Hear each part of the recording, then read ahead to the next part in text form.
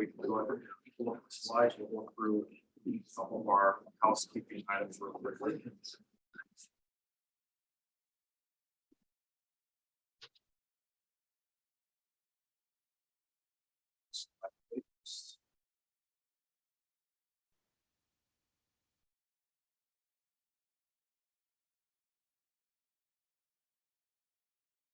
Okay, just as a reminder, we have closed captions available both in English and in Spanish. English closed captions are available within Zoom and YouTube. Users can follow this link to view both English and Spanish captions in a separate browser window. https://ibr.news/captions. Next slide.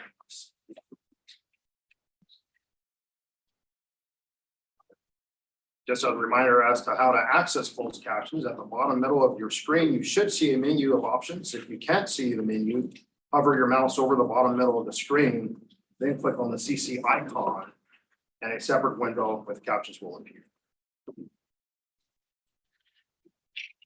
In an effort to continue to center equity, there is an ASL interpreter in addition to closed captioning. To make sure the interpreter is always visible, please right-click your video and select Spotlight Video. For those watching on YouTube, when we screen share, you will be able to see the slideshow, closed captioning, and the ASL interpreter. You will still be able to hear different people speaking, but may not see them. Just as a reminder, for those wishing to make public comment, there will be an opportunity to provide public input later in the meeting today, roughly around 9:50 a.m. Verbal public comment will be welcome in the Zoom webinar during the designated time with the option to turn on your camera. Please use a link located in the meeting description on the YouTube page or on the IVR CBAG meeting webpage. Commenters will not be allowed to share their screens and will be removed from the room once the public comment period concludes. To comment by phone, you may dial 1-646-931-3860 or 1-408-638-0968. You'll want to remember to enter meeting ID 823-5803-3783, passcode 385815. Also, please remember to dial *9 to raise your hand. After you are invited to speak, please dial *6 to unmute yourselves. Just as a reminder for our group agreements, it's really important that we put relationships first, that we're staying focused on our common goal. Our common goal is to really advance community benefits relative to the IDR program. For us to also notice power dynamics in the room, to create space for multiple truths and norms, to be kind and brave, that we continue to practice examining racially biased systems and processes, that this is a learning space for everyone. So we should all continue to look for learning, and we've been doing that. It's been a really great learning space for us. Advisory group members will turn cameras on as you share the space together. We ask that you do that. We know we have a number of folks in our virtual space as we continue to advance a hybrid option. Please remember to take care of your personal needs as they come up. Feel free to just let me know if you need to step away. Virtual participants can participate by taking written notes and using the raise hand feature, as well as speak feature for active engagement. We want to welcome diverse perspectives. It's okay to disagree. For us to remember to move up, and for us to assume and have good intentions. First, I want to just thank everyone for attending. Once again, my name is John L. Bell. I'm one of your co-facilitators. I have my other facilitator here in the virtual space, Emily. Emily, if you want to say hello. Hi, good morning, everyone. I'm Emily Thomas Peralta, and I am your virtual co-facilitator. I also want to take a moment to introduce a new CBAG member. We have Steve, I think it's Barnett. Steve, did you want to say hello?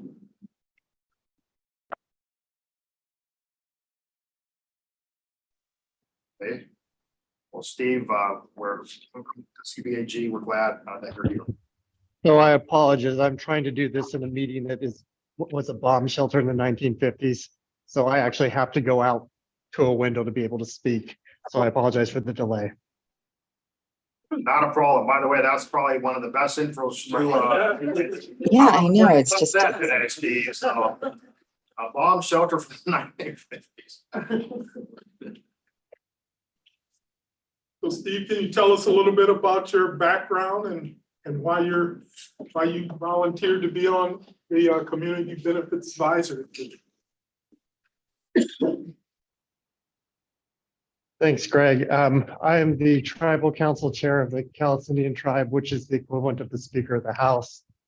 I'm on here because I am representing our folks on all IVR programs and was asked to be here in this group as well as the other groups that we do in the one-to-one participation.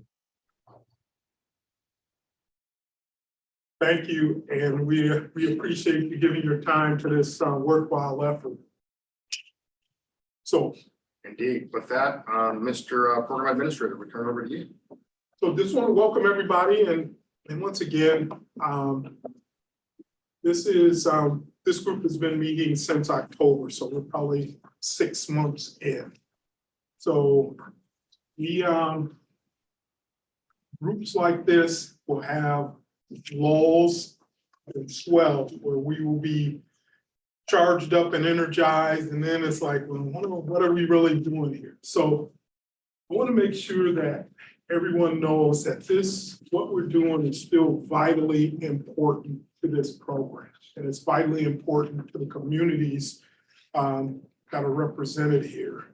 So I want to make sure that as we move on, we know energy is going to fall as the program is churning through technical things and not putting exciting things in front of you. But just know that we're working and we need to be ready. When the program gets that final record of decision, we need to be ready to say, here's the community benefits that everyone has agreed to. So just want to give you that pep talk to say, we're working hard. We're at it, still in the NEPA process that's kind of back in the smoke-filled room trying to get things done with our federal partners to get this draft released. So we are still working that very hard. So good things to come forward. So welcome everyone. Great. Thank you, Greg. Mary Ann, we'd love to turn over to you to offer some opening remarks. Good morning. It's the end of March. Yay, spring is on the way. Your first rhubarb of the season, nice and warm with a little oatmeal and pecans back there with homemade whipping cream. Give you a little vitamin A to get going for the springtime. Welcome to the team. Thank you, Mayor. And Commissioner Maps isn't able to be with us today, but we have with us Millicent Williams, the head of PST. Millicent, would you like to offer opening remarks? Good morning, and I'm sorry I'm not there in person yet. I'm on my way, but pleased to be able to stand in the commissioner's stead on today. And looking forward to the conversation. As many of you know, I've already been a part of it, even though I've stepped away since I've started in this new role, but excited to be here and glad to know that the work is moving forward. Great. And glad to be able to get some rhubarb. Thank you, Millicent, and welcome. Next slide, please. I don't know if there's a way to make that larger, but I think folks should have it in the package. I'll go over it real quickly. This is our agenda today. Here in a second, I'll ask each of you to introduce yourselves. We'll receive any public comment that we have. We'll receive IVR program update. Then we'll receive a presentation. I think at a few meetings, we've been talking about workforce study that IVR had been working with a team on. And so we'll receive that presentation today. Then we'll have a presentation on potential community benefits relative to workforce as well as economic opportunities. Then we'll invite all of you to help us add to that list in a brainstorming discussion that will hold in small groups, both virtually as well as in person. We'll have an opportunity for large group report out. Then we'll talk about next steps. So with that, if we can just have folks, please state your name, organizational affiliation or at-large status, and your preferred pronouns, along with the check-in question, which is, what kind of music were you into 10 years ago? And why don't we start with Greg? Good morning, everyone. Greg Johnson, IBR Program Administrator. What music was I listening to 10 years ago? Probably the same music I was listening to 20 years ago. I am a fan of all types of music, from jazz to country to blues to rock. So I listen to everything. I was listening to Pink Floyd on the way in. So my playlist is kind of growing, but very small chunks. We'll go down to the right, Mary Ann McInerney, Ogleman for the city of Vancouver. She heard, well, you have to understand, I was the Doobie Brothers. I mean, when they came to Portland and I saw 2 sets of drums, it won my heart. Eric Holmes, him, City of Vancouver, City Manager, and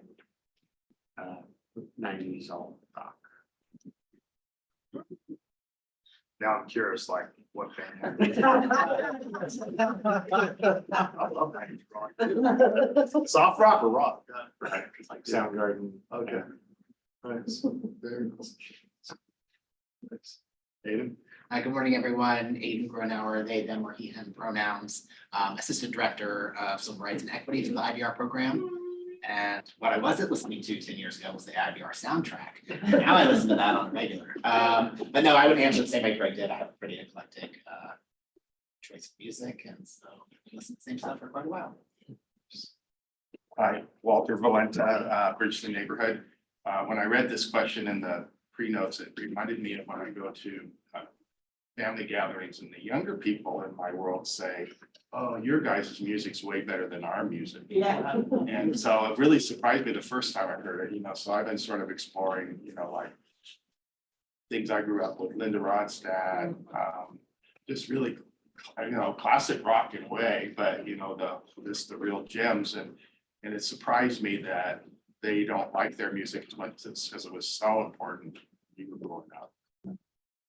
I sort of agree, it's sort of sometimes hard to find stuff now. There's some good stuff now, but it just doesn't seem to have the ring that those old tunes have.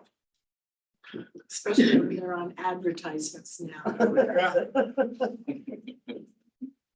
Carly Francis, Washington State DOT. I'm the regional administrator for Southwest Region. She, her pronouns. Stump of a question. I guess I would respond though with, I had a little more limited exposure to sort of alt rock and stuff growing up. And then my husband got me more aware of sort of punk as a genre and rap hip hop as a genre. So I appreciate those as sort of coming on like as an adult and appreciating those. So.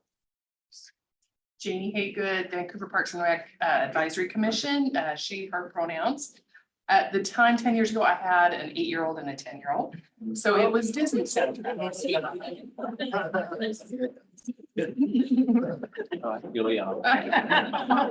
Mermaid, over and over. Yep. Frozen. Yep. Yep, I've been there. I'm Ryan Winsheimer. I'm the ODOT Region 1 manager. And regardless of the fact that I may be listening to those tunes more and more than I like, 80s music has never gotten tired of it. My daughter, who's now 18, it's one of her favorite genres. So it's fun because we can listen to music together. So I got 80s tunes. It's awesome. Eric, do you want to go? Hi, Eric Train with the equity team, R&B all day, all night. 10 years ago, happy Pharrell Williams. Yeah. I'm Vicky Nakashima, and I use she, her pronouns. I'm retired. I live in East Vancouver. And I'm a member of the EAG, and I represent the EAGs. I'm involved in both committees and some other community activities around those issues. I'd have to say I'm a real fan of local jazz. We are so lucky to have so many talented artists. And if you haven't bought your tickets for either the Vancouver Jazz Festival or the Vanport Jazz Festival, put that on your schedule. Good morning. My name is Anthony Samperio. I use he, him pronouns. I'm here from Work Systems today.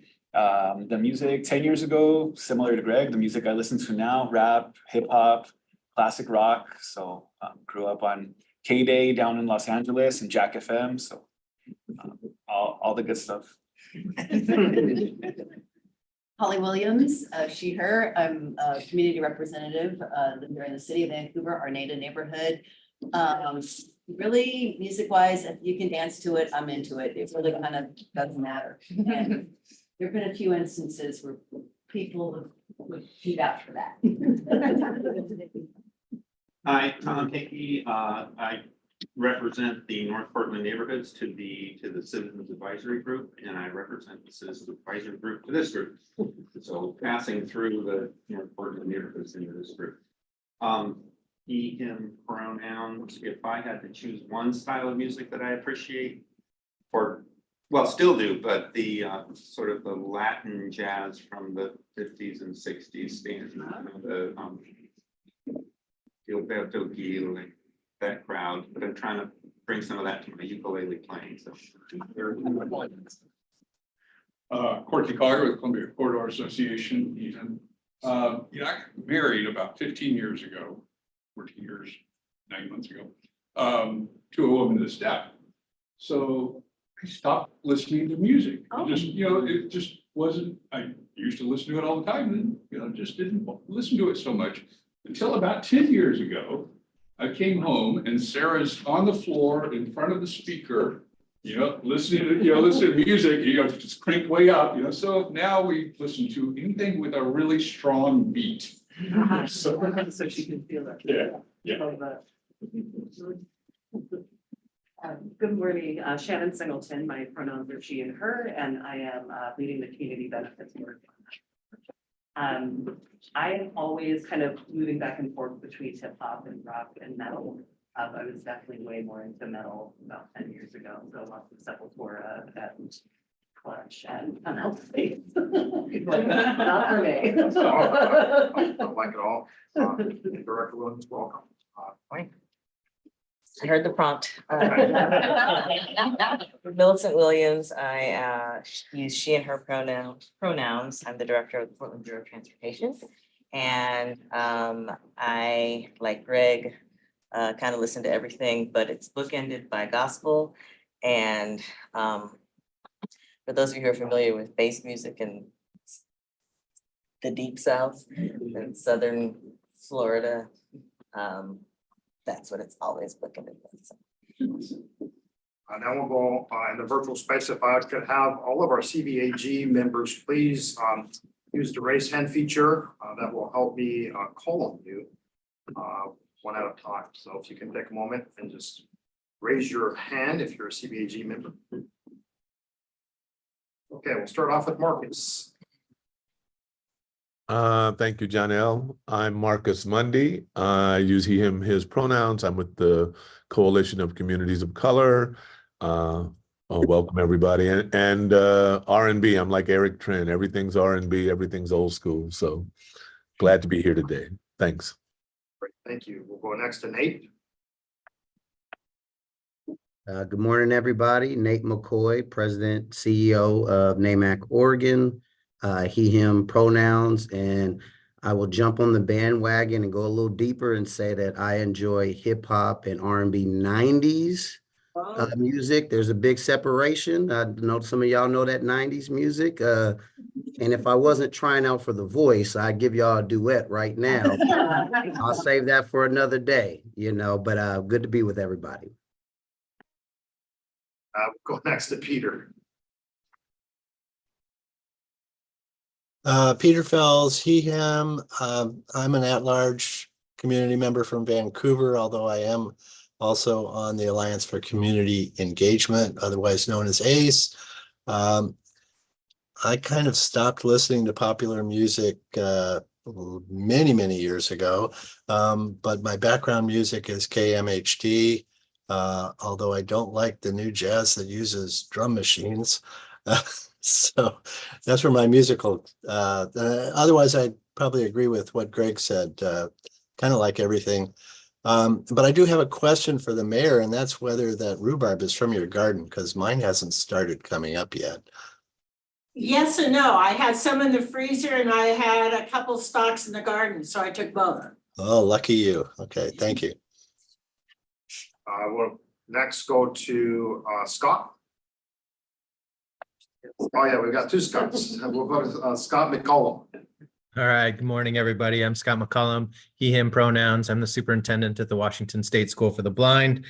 I like a lot of you, a lot of different kinds of music, rock, rap, hip hop, electronic dance music. 10 years ago, I was probably a bit deeper into following a band known as Widespread Panic. Very cool. Next, we'll go to our other Scott. Morning, everyone. Scott Sharba, he, him pronouns. I'm the development project manager at the Vancouver Housing Authority. In my early 20s, I was a bit of a skater punk, so I'd say kind of punk rock music, which I still listen to this day, although my stage diving days are over. We'll go to Michael next. Hello, Michael Strauss with Kimco Realty, the owner of the Jansen Beach Center, representing our shopping center, Hayden Island, and the Hayden Island business community, or retail, specifically business community in general. Not huge into music, but I was recently reminded how much I enjoy clarinet jazz. Thanks. Great. Next, we'll go to Farley. Hi, everybody. Farley Winters. My pronouns are she, her, and I am an architect at LSW Architects in downtown Vancouver, and also a downtown resident on the Vancouver side. I like all kinds of music. 10 years ago, I was probably heavy into the alternate rock, indie rock scene. Great. Thank you all for that. What an eclectic group of musical taste here. We have to put together a CD. Yeah, my team over there was laughing like CD, like who does CD? So, you know, let's not do that. So, let's see. Public comment here. Yeah, I guess that. Remember how they would always get tangled?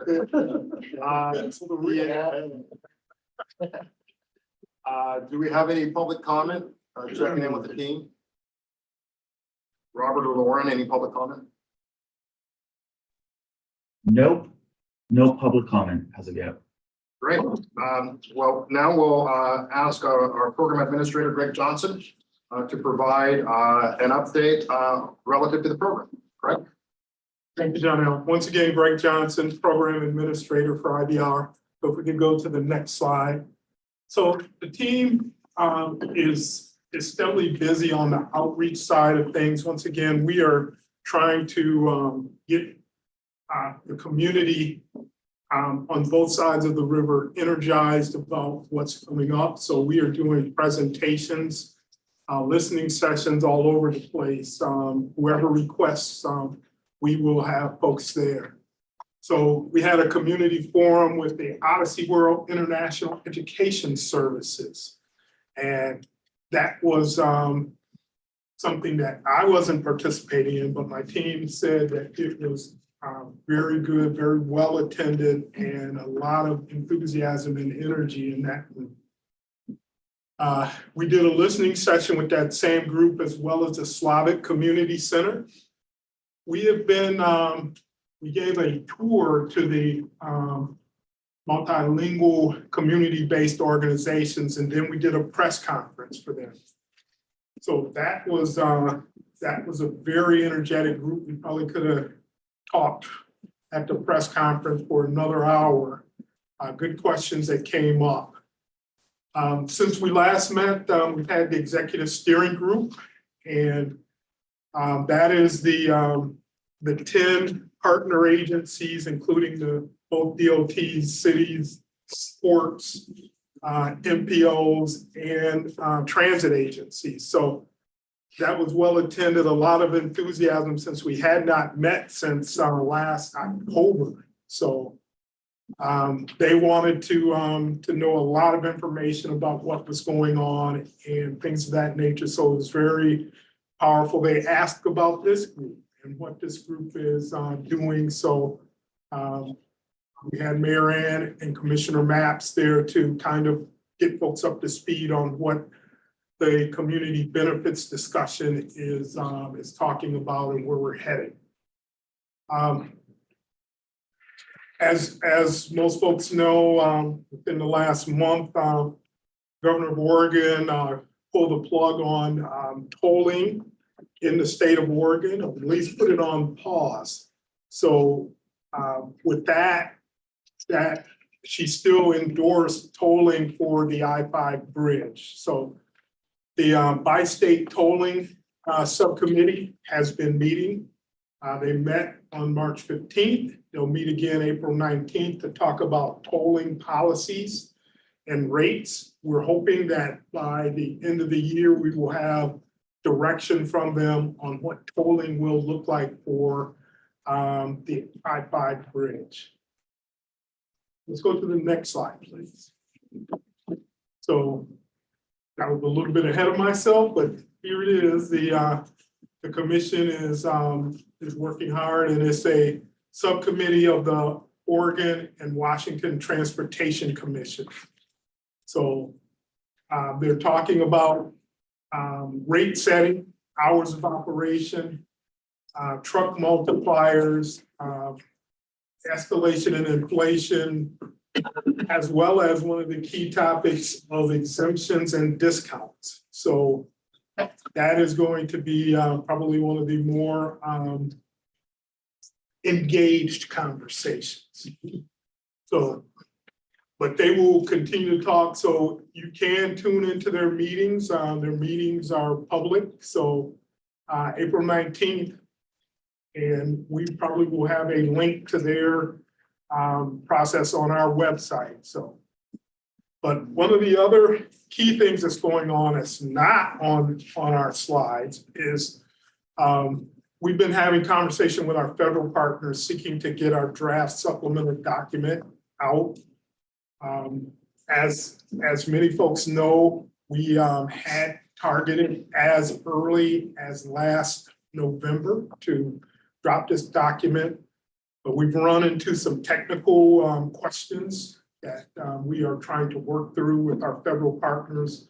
So they have to have a level of comfort, the lawyers have to have a level of comfort that whatever is done in that document is legally defensible. So we've been having conversations. So we are, we had talked about having a draft out in late spring, mid-spring, and that is not going to happen.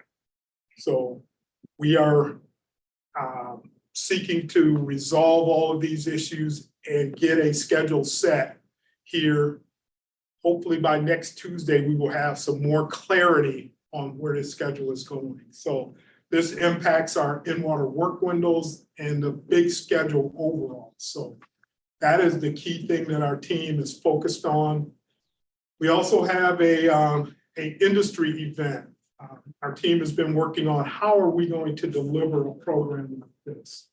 So we are looking to bring contractors in and consultants in from around the country, in some cases around the world, to sit with us and talk through our draft delivery plan of how many packages we're going to try and break this into.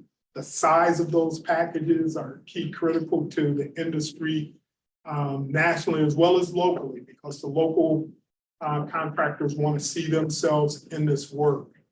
So that meeting is going to be May 6th. It's not open to the public, but we will be doing substantial report outs after that meeting is done. We also will have labor will be represented at that meeting as well. So we're busy, and I tell folks this is sometimes like trying to climb up a muddy hill, make a little progress and you slide back down. We're in that slide back down period right now, so. But I'll take any questions or concerns that anyone may have. Any questions for Greg, either here in the room, and as a reminder, if folks have questions in the room, if you can just raise your card, they get a stay. They'll call on you, and in the virtual space, if you can just raise your virtual hand, I'll call on you in that fashion. Any questions or comments for Greg? Yes, Eric. Eric Holmes, City of Vancouver. Just wanted to acknowledge that over the last few days, there was a tragic incident that happened in Baltimore with the failure of the bridge there. And I was wondering if there are any, either less recognizing that there's still people that have family from that, and I want to honor that, but also are there lessons or implications from that that are relevant to our work here? Yeah, so our team has expressed our condolences to the Maryland Toll Authority and the families who were impacted by that horrible incident.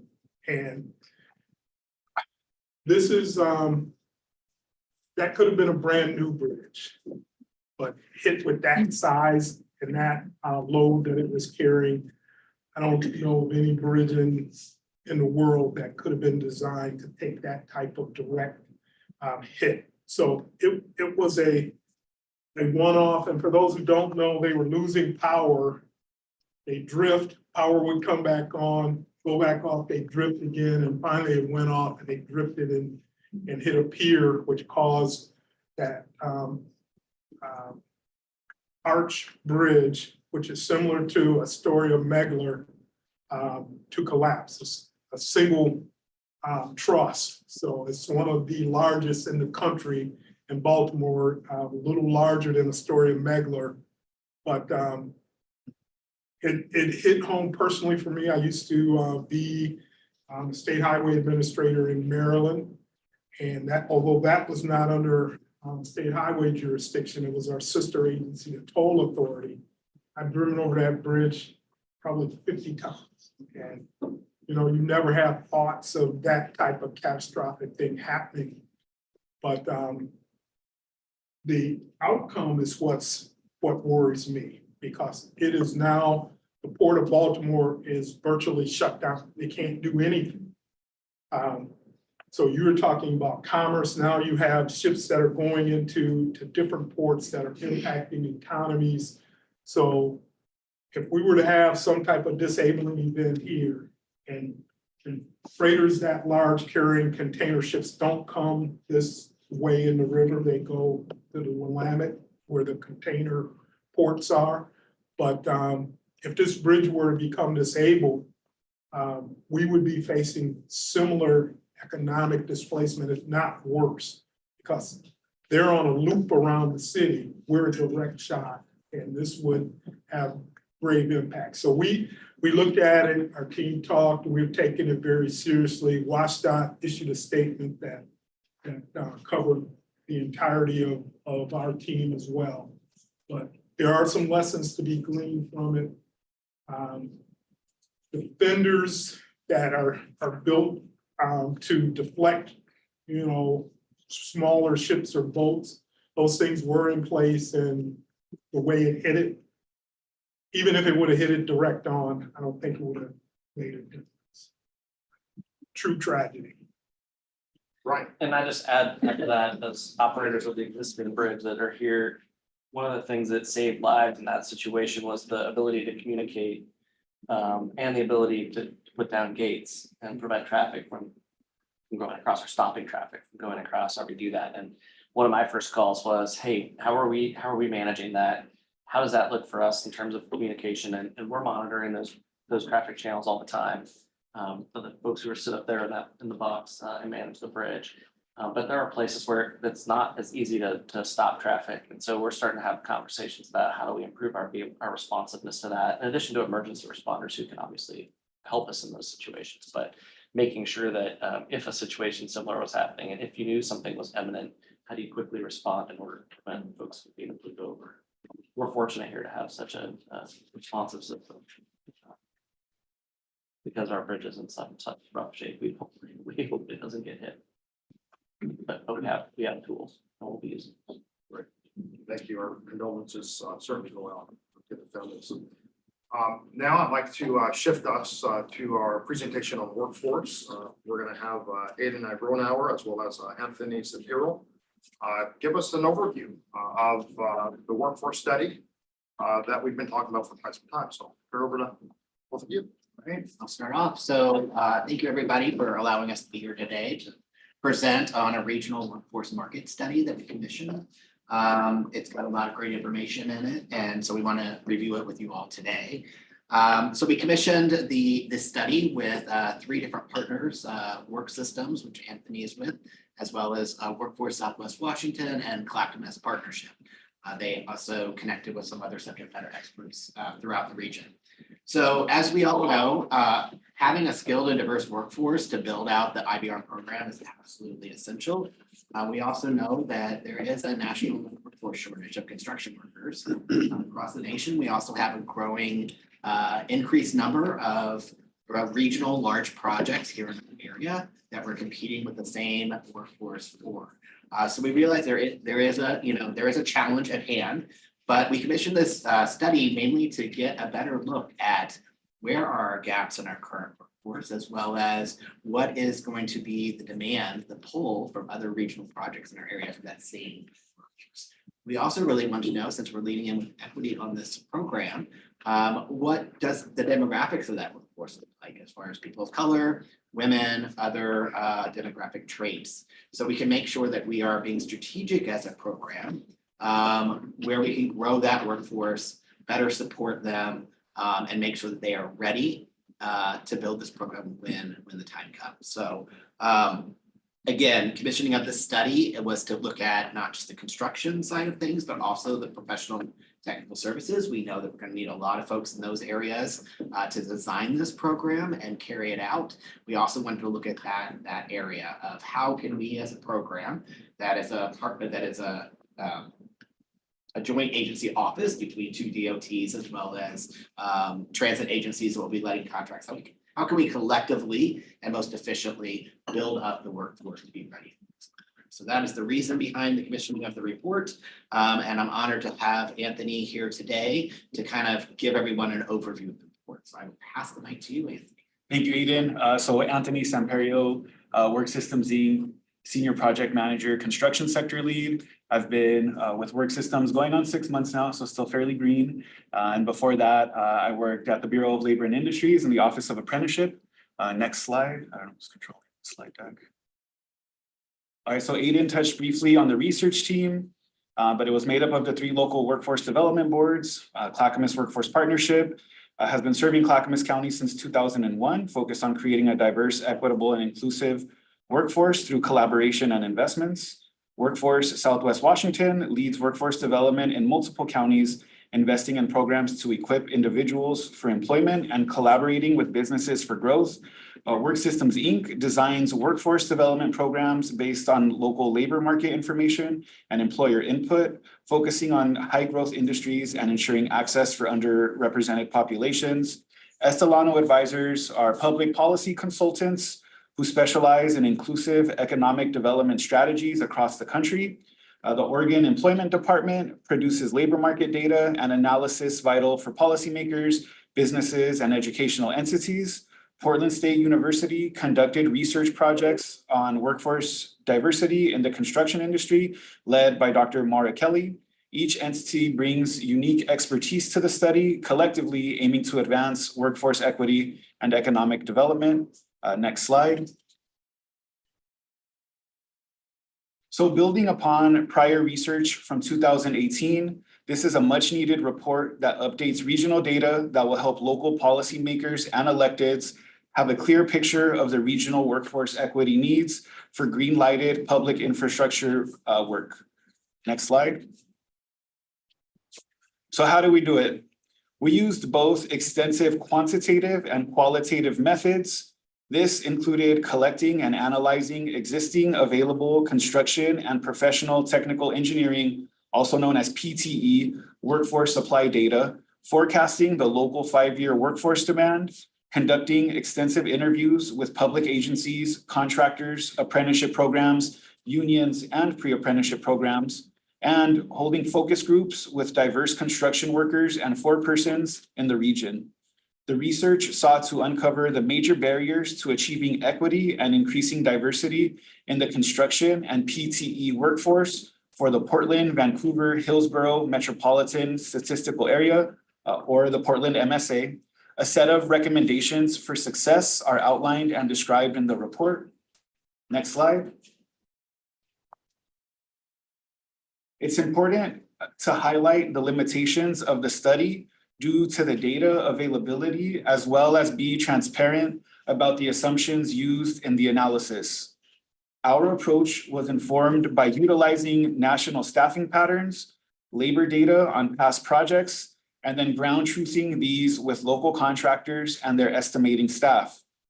We know that different types of projects will require different types of trades.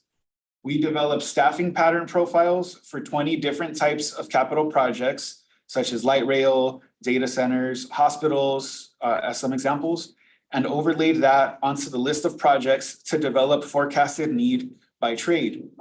We also used the average of apprenticeship and diversity goals for those agencies who reported having them and overlaid that onto all projects for all the trades. Next slide. All right, so now I'm gonna talk a little bit about the findings that we had in our study. For the existing workforce, we found that 43,000 people currently work in the trades in the Portland, Vancouver MSA. 5% of those workers identify as women, and roughly 26% identify as people of color. We detail out the data by racial and gender category in the report, but one highlight is that Latina workers are overrepresented, and especially in the lower paying trades. There is also underrepresentation for Black and Asian workers. There are also clear wage equity trends in the trades. Both women and people of color consistently are concentrated in lower paying occupations. Next slide. For the demand side analysis, we found that from 2023 through at least 2028, the 107 known large public capital projects identified by this study will require over 22,000 construction workers.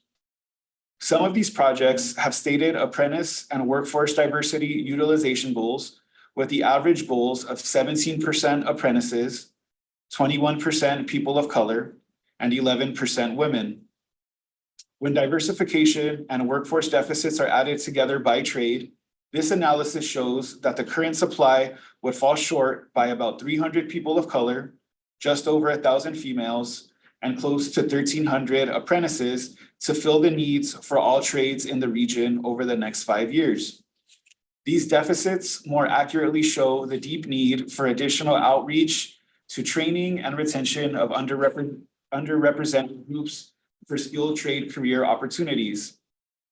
An estimated 6,000 PTE workers will also be needed. As with the trades, these positions may be filled by a combination of the existing workforce and new entrants. 3 PTE occupations account for over half of the total PTE demand. Those include office clerks, project management specialists, and civil engineers. Next slide.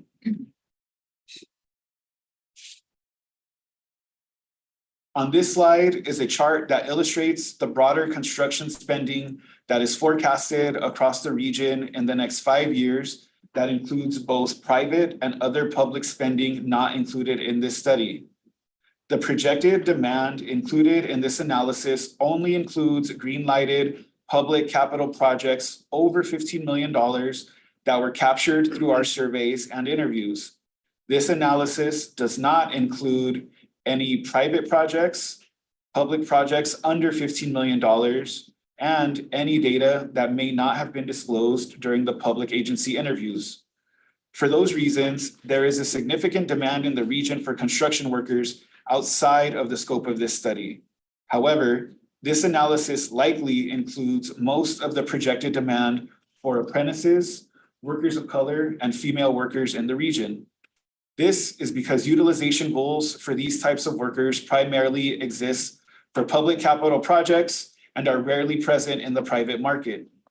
This doesn't mean, however, that apprentices, women, and people of color aren't employed elsewhere. Public sector projects will still need to compete with other markets for this workforce. Next slide.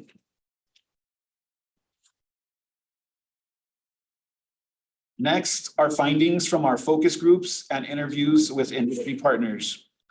Retention of diverse workers is adversely affected by the lower quality training these workers often receive on the job site from supervising journey persons, which means that these apprentices are less included in the trades and struggle to excel and advance. Harassment remains a significant issue on job sites. This includes harassment based on gender, race, and other identities, harassment of apprentices, and disrespect often experienced by all workers. Workers also experience isolation and inclusion. This impacts the industry's ability to retain current workers and recruit future workers. The industry has not yet widely adopted policies and practices that effectively address job site harassment and discrimination incidents. Women and people of color are less likely to have opportunities for advancement within the industry, such as becoming forepersons, superintendents, or company owners. Additional support is needed related to the transition from apprentice to journey level. Real-life financial hardships or unexpected life situations often arise. Examples include family care needs, transportation issues, especially for early-term apprentices who may have limited or no savings, which can be enough to prevent them from continuing with their careers. Additionally, the lack of steady work in the construction industry particularly impacts female workers and workers of color. Studies have shown that these workers work far fewer hours annually than their white male counterparts. Both the cost of childcare and access to childcare, especially for non-standard shifts, are a barrier to success for parents in the industry. Requirements for long shifts, changing schedules, and non-standard work hours without options for flexibility in work hours pose challenges for workers, especially those with caregiving needs. Next slide. Most connections into apprenticeship still occur through personal referrals, which women and people of color are less likely to experience, and outreach that is done by word of mouth is rarely specific to diverse communities. State-certified pre-apprenticeship programs expose historically underrepresented populations to the trades, screen them for readiness, and help to cultivate a pipeline of diverse job seekers. However, these programs have limited capacity due to funding sustainability concerns and reporting fatigue for their numerous existing funders. Not having a more sustained and/or streamlined funding model for pre-apprenticeship programs is a barrier for better and increased recruitment of women and people of color into constructions. Lastly, the majority of public projects in the Portland metro area do not have a workforce participation goal.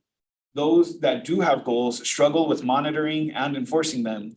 Agencies reported that staff time and costs could be barriers to implementing and upholding goals. Next slide, please.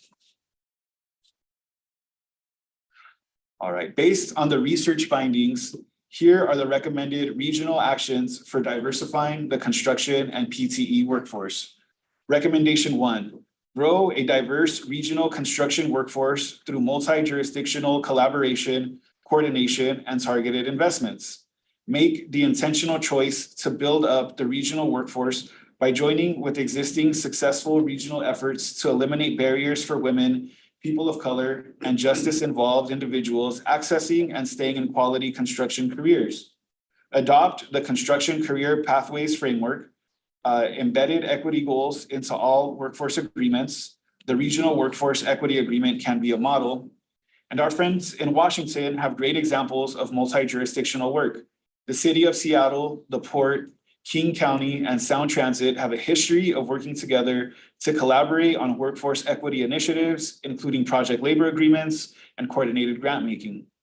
Recommendation 2, improve retention through addressing job site culture and other challenges. Mandate contractors commit to actively improve job site culture by establishment of zero tolerance policies, robust reporting mechanisms, and consistent implementation of proven positive workforce environment training. Invest in project level retention support to keep skilled workers. Provide flexibility in work hours to address workers' caregiving and health needs. Recommendation 3, knock down the barriers that women and workers of color face to grow a skilled workforce. Join multi-jurisdictional funder collaborative to scale up regional workforce planning and investments. Fund and grow comprehensive pre-apprenticeship programs, support services, and retention support that can help a new generation of workers advance in their careers. Make affordable, accessible, reliable, and high-quality childcare a signature workforce and community benefit. Recommendation 4, implement effective project administration and procurement strategies. Effectively plan for and resource successful implementation of workforce equity policies within a public jurisdiction. Establish and sustain a labor management community oversight committee to address challenges and share best practices. Use procurement processes to ensure contractor compliance on respectful workplaces, inclusion, and anti-harassment initiatives. Recommendation 5, increase communication and education for project managers and contractors. Enhance project communication and expectations between public administrators and contractors. Allocate resources for training opportunities and internal support tailored to project managers, focusing on advancing equity in construction projects. And the last recommendation, continue to explore and address PTE equity opportunities, work with local and state educational institutions, students, and employers to identify the key barriers and solutions to more diversity in PTE jobs, fund and grow comprehensive support services programs modeled off of what we know works in construction that can help a new generation of diverse workers grow in the PTE sectors. That's just a high-level summary of the report, and it'll be available soon, right, Jono? It will. So pass it back to Aiden. Yeah, so next slide, please. Thank you so much. So next steps, we should have updated this a little better. So it is currently posted on our website. It's been remediated. We actually have a fantastic DBE and workforce page on our website. If you just go to interstatebridge.org, look at the bottom under disadvantaged and small businesses, click on that. The report is there, so feel free to open it up. There's an executive summary as well as the entire document, which is about 67 pages. So that's up there for everybody to read now.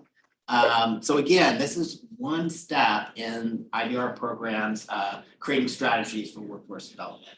And this was really to build a foundation for us to know what the current workforce looks like, and then best, recommendations and best practices and stuff like that to not only recruit a diverse workforce, but also retain that diverse workforce that we're recruiting. So we've taken this out to every advisory committee. You all are our last advisory committee to take this out to. We're taking all of your recommendations and feedback through Q&A to help the program decide which recommendations we want to move forward on. We'll develop a action plan for that and then start to implement that.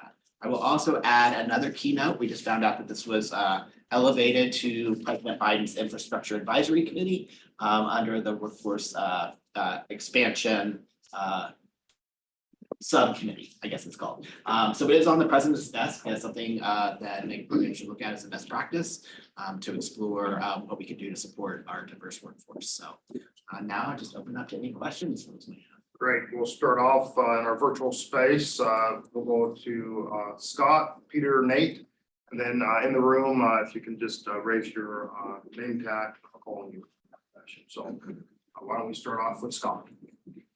Yeah, thank you. I appreciate this work. I'm extremely disappointed to point out that not once were people with disabilities mentioned in this. And once again, the discrimination, marginalization, and oppression that people with disabilities faced is overlooked. They're not included in the diversity discussion. I mean, it just breaks my heart. People who are, for me, blind and low vision, face this kind of discrimination are never represented in these studies, and we need to do better. This is disappointing in that way. Thank you, Scott. If I can, We're doing an additional study.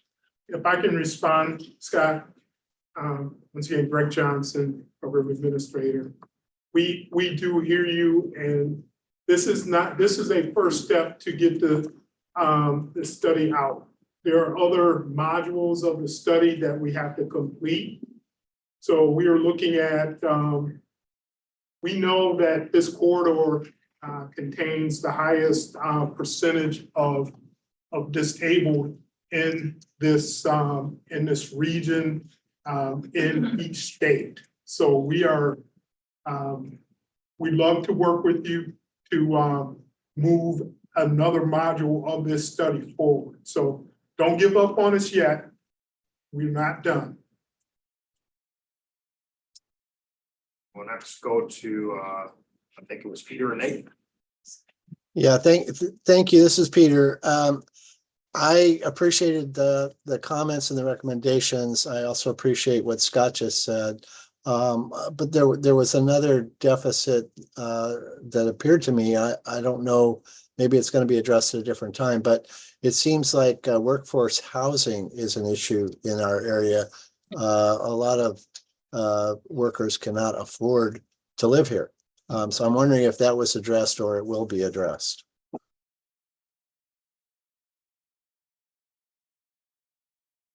But that is something that has come up, not specifically noted in this study, but we've definitely heard about it around the table. So that's something that this group, this collective community advisory group needs to explore. And that might be something that comes out of recommendations from this group. Great question. Great. And by the way, this is terrific feedback, exactly what the program needs in order to refine and add to the study so that we can get it right here. Next, we'll have Nate.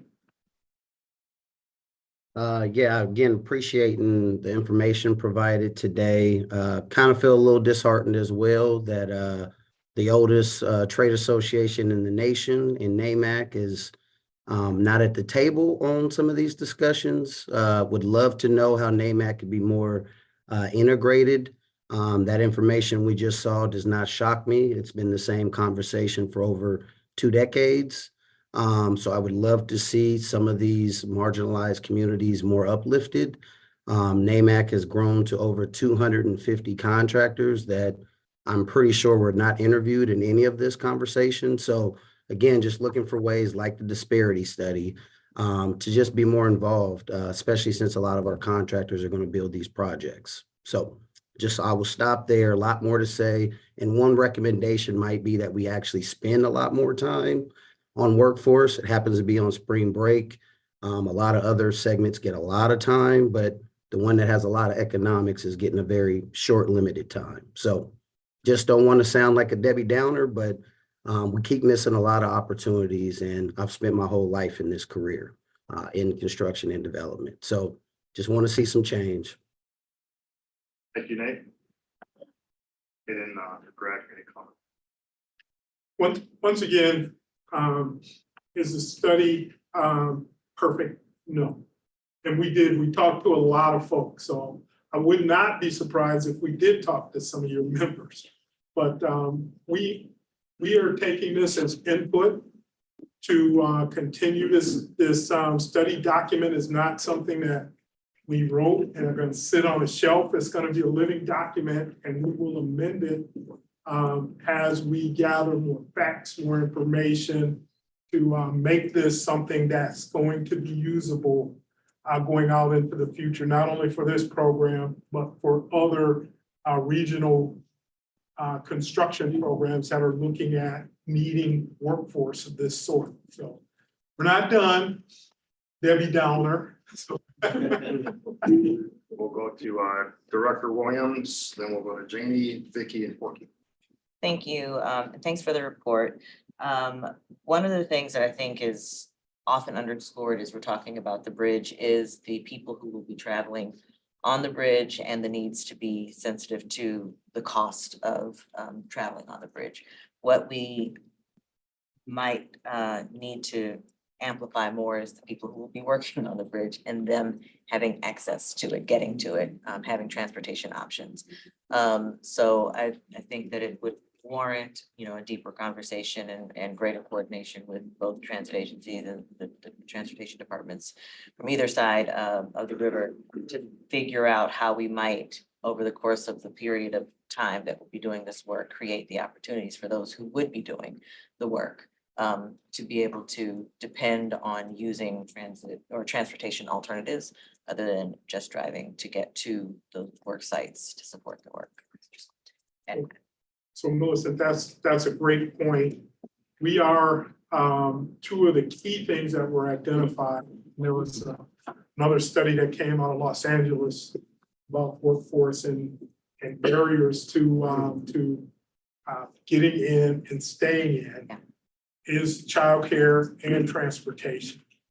So we are going to be working with C-Tran and TriMet to see if we can crack that nut, have some dedicated routes, and then getting people to the job and they don't have an ability to go home because they've worked overtime and their scheduled ride is not there. Right. So those are the type of things that, once again, we'll be doing deeper dives and trying to find out how we can be most effective to address these issues.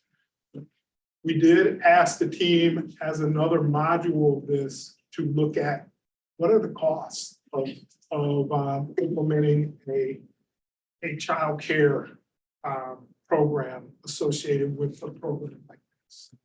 And one of the things we heard is that it may not be the cost, it may be the availability. Yeah. So if someone is in the mood to start a new business, childcare around this project may become. Yeah, listen, Ryan and I'll take care of that. I can tell you, won't be, I can barely keep my Labradoodle alive. So just tell you, I won't be on that list. We'll go to Vicky. Well, I just had a few thoughts. One is, many years ago, we recognized the retirement rate of civil engineers. ODOT was going to, over a 20-year period, lose so many of the civil engineers. And there's so few people of color in those kind of career tracks. So part of it is what's happening with the workforce, like around civil engineers, and how do you bolster that? And I'm not convinced higher ed has the capacity. It's not an easy short-term program to go through to become a civil engineer. So what are we doing creatively to create a better pipeline, maybe condense the curriculum or somehow re-engineer it so that it works better for some of the short-term needs? I'm also curious about, we're overrepresented in the incarcerated population here in Oregon and Washington and nationwide. That seems like a place. I know there's a big company who's doing a lot of the work around the timber. What do they call that? The Cross-laminated timber. Cross-laminated timber. The owner goes to Oregon State Penn every Monday because he knows they let people out on Monday and says, do you want a job? I'll arrange for an interview, because it's so hard to find workers that are interested in work. So there is a population of people that are seeking training and would benefit by a career that has opportunity. So I hope there's some conversation there. I recently heard that the CHIPS Act had some provision in it. I may have misunderstood it, but in the new facilities, they will provide funding for daycare as part of that CHIPS Act. So I'm just wondering if there isn't an opportunity to start lobbying for where money's coming down the pike for heavy highway construction or bridge, whether we can lobby for these workforce issues, and how do we dedicate money? Because otherwise we're looking at funding streams that come from all different directions. And then finally, Partners in Diversity, which many of you know about, did a study about workforce retention. We went back on nearly 2,000 people who had relocated, professionals of color and leaders of color who relocated to Oregon or Southwest Washington in the past almost 15 years or longer, and found that the ones that left, nearly 90%, actually it included people who didn't leave, had experienced racism in the workplace and in the community. That was just stunning to us and to the funders and employers that had happened. But the experiences of the large numbers of people of color who come here with hopes of having a career, ending up leaving, and often we don't know why. And I think that study is on the Partners in Diversity website, but I think that requires some follow-up in terms of how does construction relate to that? Because I'm sure it's even greater than if you're a CEO or an accountant or in a workplace that you think is much more welcoming than construction.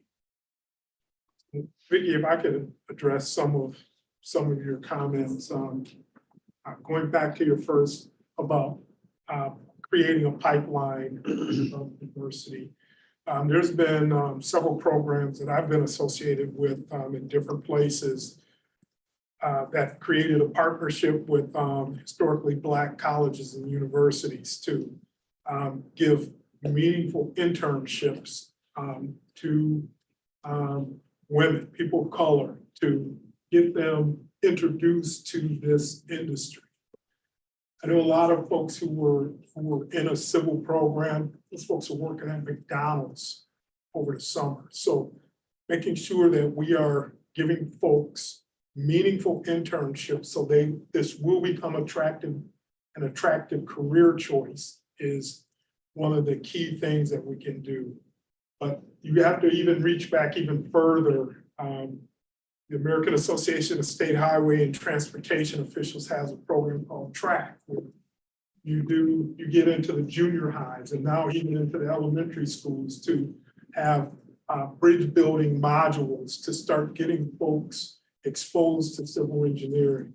That program has had some great successes in other states. In Michigan, I know we had like over 1,000 folks, high school and junior high, participate in this bridge building competition. If you get 1% of those folks going into a technical field, a STEM related field, you're winning the battle. But that's important. The formerly incarcerated, we have talked about how the formerly incarcerated can get integrated into a program like this. And I'm gonna forget her name and she's gonna kick me the next time she sees me. Pat Daniels. Pat is, we're going to be getting some information from her about programs. I'm aware of some programs in California for formerly incarcerated to give them job skill sets. Because if you take them fresh out of prison, throw them into a work site and they still haven't developed dispute resolution skills, appropriate communication skills, they're going to wash out. And we need folks we need to retain folks. So it's a great point. We are looking at how we can make that connection, as well as with houseless populations in the region, to see if we can start pulling some people out of that cycle, get them a job, and move them forward in their life. So thank you, Greg. And I think also people, I mean, there's a lot of training that can go on inside the prisons. I mean, they're supposed, by law, I think they have to work. They have to have some activity. So that seems like that's you already have their attention. And this is the exact kind of conversation we want to tackle in the small groups. These are the thoughts and feedback the team really needs. So thank you all for bringing it in here. Go ahead. I just want to say thank you so much for everybody's honest feedback and comments. Some of those areas that were brought up, we are currently working on, and others we definitely need to start focusing on. So just want to say thank you. We'll go to Janie and Corky. Where to begin? So we'll just start off with the formerly incarcerated training. I love that we're having that conversation. I'd love to see it added to that list. Just like Vicky was saying, definitely training we can be doing in the prisons ahead of time. We already put so many barriers in front of them getting out of prison. If we can start opening opportunities, I think that's huge. Childcare, that I love that that's part of the discussion. Thank you. That's such a huge barrier. Unfortunately, I would love to say it's not a gender thing, but it should be a family thing. But if we are hoping to get women into the conversation, childcare is huge, but we are having a childcare shortage. So recognizing that, what are things we could be doing now, just like Vicky stated, could we be lobbying? Is it going to be something that's provided at the state level? Is it something that we're expecting the businesses to provide?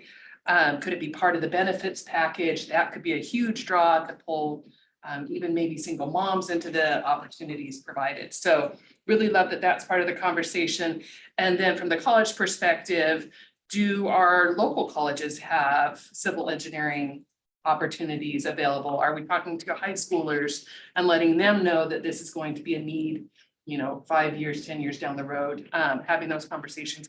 And I know we don't have an action plan right now, but definitely something to think about. So thank you. That's awesome. Thank you. Corky? First of all, really great comments by everybody. Nate, Scott stole my strongest points. Thanks, guys. Really, really good points. And I love the study, and I love the fact that it seems to be really focused on local data. But when I was reading through that before the meeting, I started to get a little depressed. I was kind of looking at it and go, there's a lot of problems. The problems are all legitimate. They're very good. But at first glance, I'm looking at it going, well, this is kind of depressing. Why would we want to promote these jobs?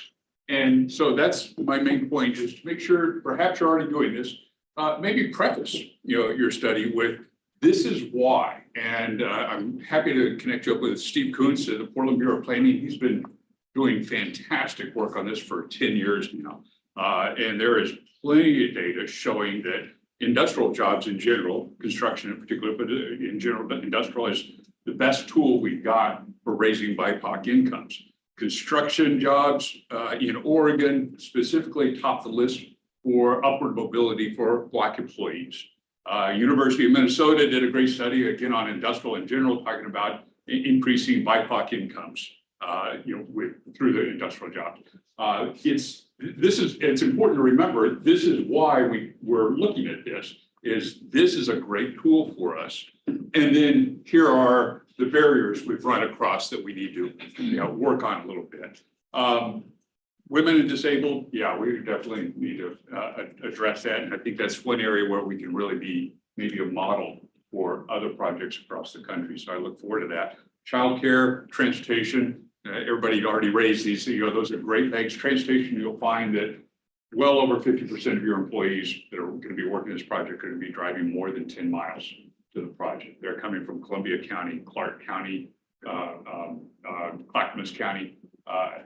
That's going to be a hard nut to crack, and hopefully we can start on that. You probably already are starting on that now, working with TriMet, C-Trans to devise some way to get them here, because that's a housing issue.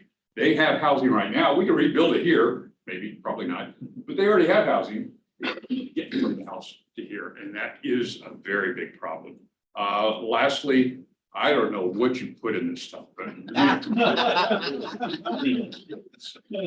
thanks. Thank you. Okay, with that, Emily, I'm going to invite Emily to give a primer on some of the potential community benefits that we've been collecting in our feedback here, as well as then we're going to jump into small group discussions. The kind of feedback you're giving the team today is exactly what we want to tease out further as we again continue to refine and solicit your input. So with that, Emily. All right, thank you, everyone. So here, this slide is really for context setting. So this is a graphic that's intended to show potential contract packages for the IBR program. A couple caveats here. Please note that this doesn't reflect every design option that's being studied as part of the environmental analysis process, and it also doesn't necessarily reflect design decisions. And also please note that the IBR program delivery plan is a work in progress, and so this map may be subject to change as things kind of evolve. But this is really just meant to give folks an idea of what potential contract packages could be. And I'm going to move through our slides in this portion relatively quickly so that we can make sure we continue that great discussion in our small groups. So just as a reminder, as we go through these, when this group first started discussing potential recommendations, we started by sharing some general examples of things that could be considered community benefits under our different categories. And this is really just a primer for all of you to brainstorm ideas on what could potentially get plugged into the IBR program. So just these are general examples related to workforce and economic development. Many of these reflect all of the ideas that you all were just discussing and that came up in the workforce study. So that's really great. And so another reminder is that, you know, the community benefits for the IBR program are going to be captured in different aspects of the program. So that could be environmental documents, third-party agreements, potentially some form of labor agreement or agreements, and contract specifications. So as you all come up with your recommendations and put them forward, the different respective program teams working on those aspects will receive these recommendations, and that will help inform their work. So for example, we have folks who are working on workforce development and outreach. So that information will be shared with them to inform that program. So I will go through these. So some potential examples around DBE support could be hosting regular workshops, assessing technical and back office support to really help businesses be able to participate on contracts, issuing or instituting prompt payment requirements for all construction contracts, as we know that can be a pretty big barrier for small businesses.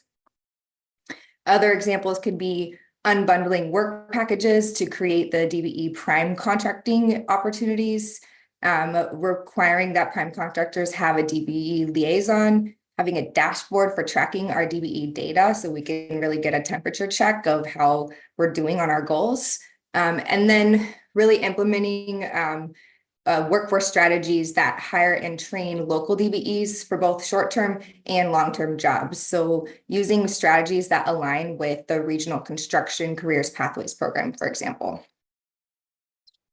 And then some examples related to workforce outreach and training. So some of these ideas that you all were speaking about, like transportation, transit services, so that trainees can get that reliable transportation to training sites, and then eventually the IBR work site, childcare vouchers, or maybe potentially a childcare center created near the projects. We know that there's a need for that. Providing meaningful internship opportunities, including those for enrolled students, maybe reaching out to middle and high school students, and then making sure that we stagger construction packages so that DBEs and BIPOC workers can have that long-term work on a project and have that stability.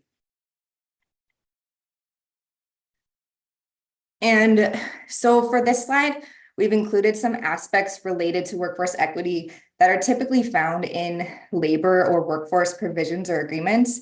This is really just intended to be context setting. There's many community benefits that can be accomplished outside of labor and workforce agreements, and that's really where the focus of the CBAG's work is. So this is just meant to provide a little bit of context. So some of these items could be priority hiring, local hiring initiatives, anti-harassment, and those respectful job sites programs to really address that issue on worksite culture and retention, prevailing wage provisions, apprenticeship goals, etc. And so I know I went through that really quickly, but we want to make sure we have plenty of time to have our discussion. So I will turn it back to Jonelle for our small groups. Thank you, Emily. And now I'm going to ask Shannon to give instructions relative to workout groups. Shannon. So you all have handouts on our virtual folk. This was in your email materials. There's a workforce equity and economic opportunity section. You'll want to kind of look at those. You can refine these, you can add to these.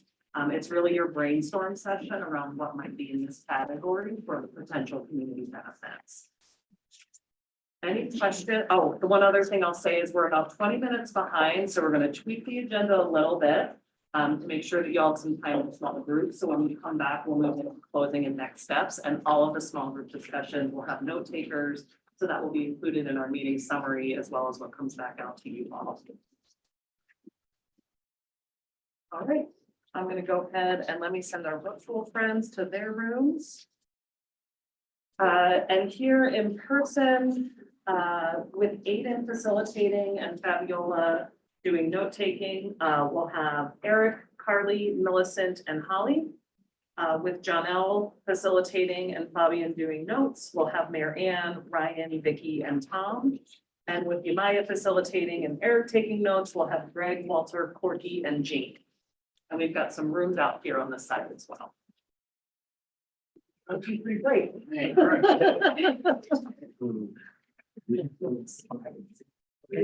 We'll grab Mayor, but I will stay. Our group, Mayor will stay here, over here. And my team, we're heading to room 5. Thanks.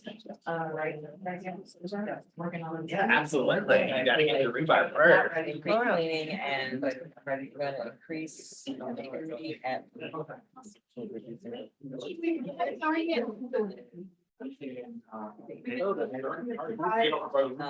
And.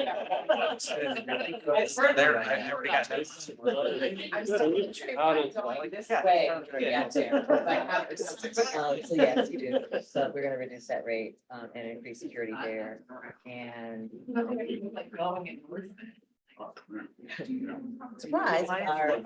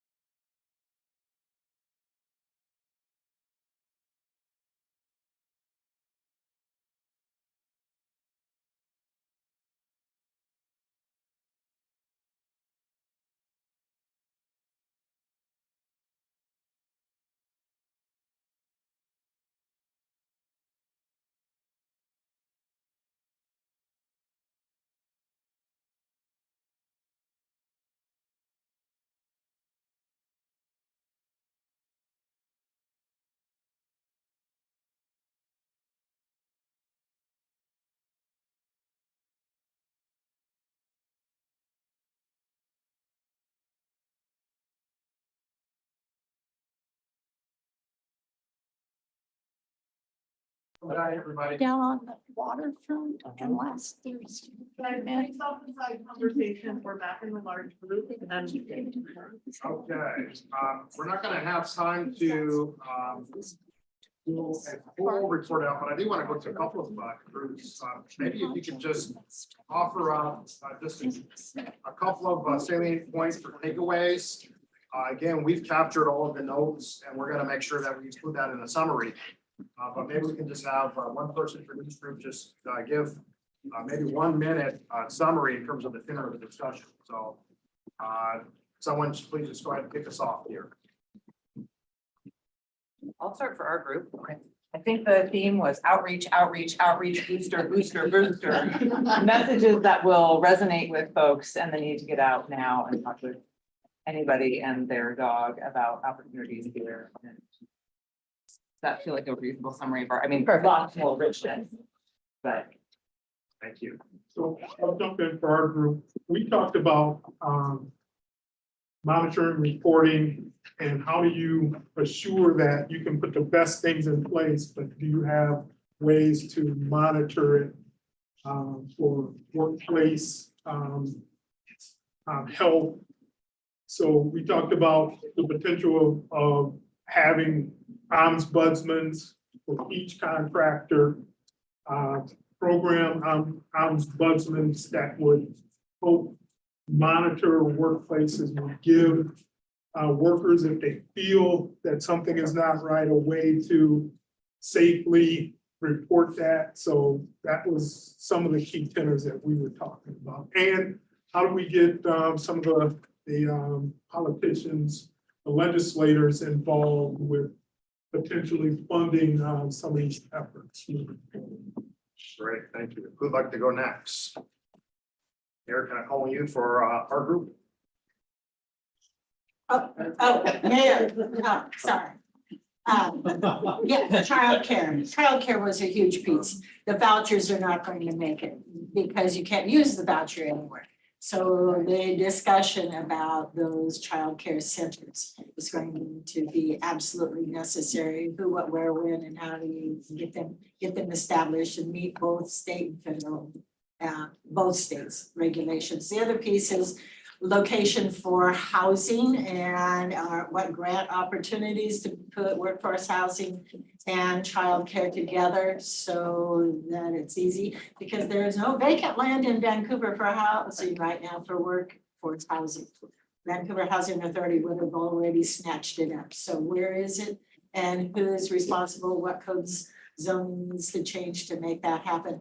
And then we moved into a couple of the other pieces, especially getting ready for asking our community colleges on our side.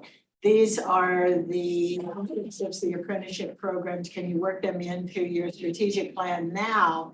What can you do now to get it ready? I understand Oregon their community colleges may be done with that, but this is the opportunity that the Board of Trustees for these colleges need to understand our needs with them. But we also took just a brief talk about public apprenticeship programs and private apprenticeship programs. What are the graduation rates for these? Just because they mark them down for 30 minutes of apprenticeship doesn't mean it's of any value, and are they graduating any of these folks out of their programs? So we have lots of information to go find. Great, thank you. I will shift online. I'll call on see Erica. So in our group, we talked about a lot of the common themes that have been mentioned today, but one thing that stuck out was the need to not reinvent the wheel. We tend to talk about these topics as though they haven't been being worked on in Oregon and around the country for years. And so bringing forward some best practices that have been learned over time as far as recruiting a diverse workforce and all forms of diversity, not just racial diversity. And so maybe bringing some speakers in to the group to talk about what's being done around the state, around those areas was a main takeaway from our group. Great, thank you. And we have our final group. Who wants to speak for our final group?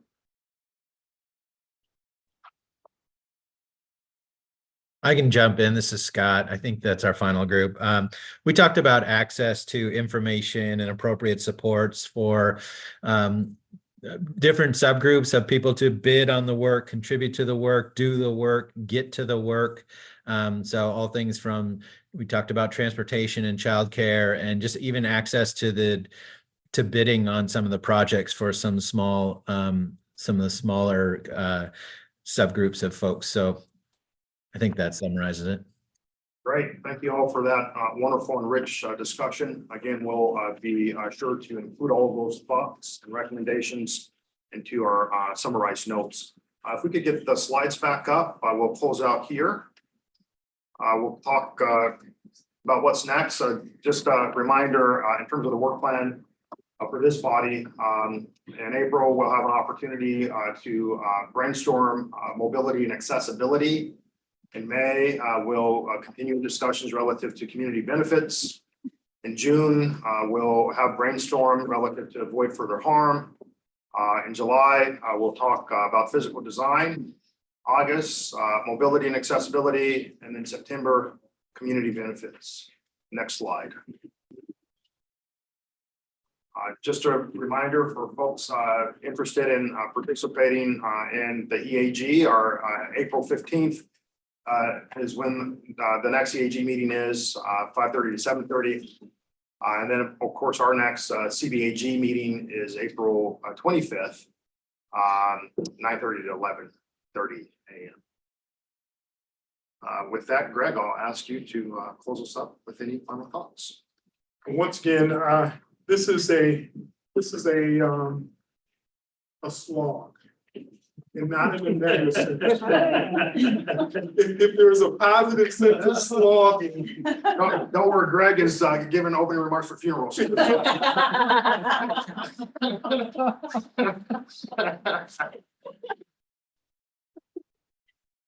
This,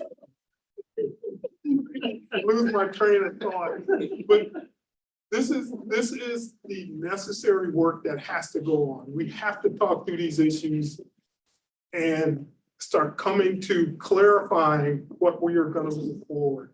Because eventually, Mayor Ann, Commissioner Max, they're going to take this stuff and they're going to take it to the executive steering group. And that group is going to say, my God, these are great ideas. IDR team go forward. So the work that's being put in now is the work that's going to end up being part of contract specifications in our final EIS document. So this is the important slogging that's necessary to get to that thing at the end where we will all have said, yeah, we had a hand in this. And then this group will start saying, okay, how do we monitor and make sure it's happening? So good work. Thanks, everybody. We appreciate you. Thank you all. Really appreciate it. We'll see you next month.